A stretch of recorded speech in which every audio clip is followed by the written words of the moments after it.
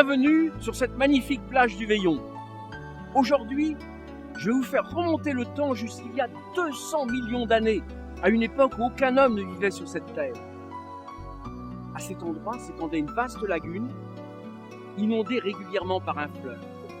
Et c'est ici que s'est écrite l'histoire des dinosaures du Veillon que nous allons à présent vous conter.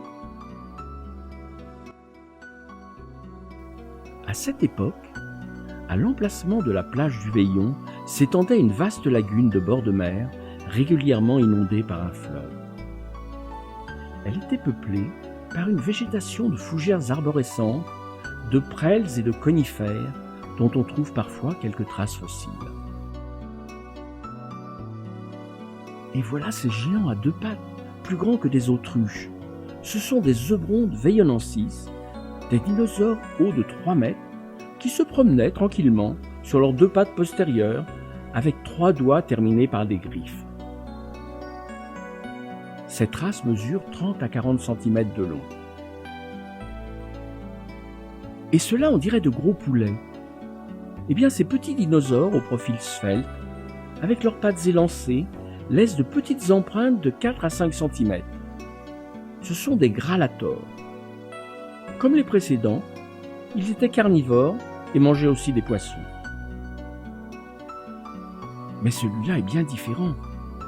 Oui, cette espèce de dinosaure a été découverte ici, mais seulement ici. On lui a donné le nom de notre commune, Talmontopus terci.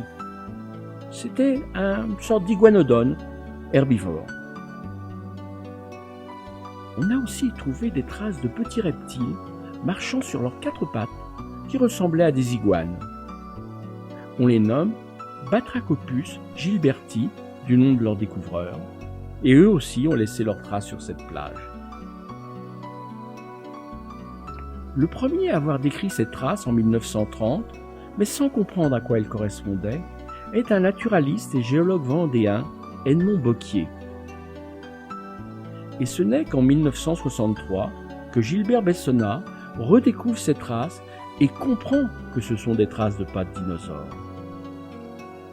Les chercheurs Lapparent et Montenat de l'Institut catholique de Paris ont étudié précisément ces traces et les ont décrites scientifiquement dans une thèse.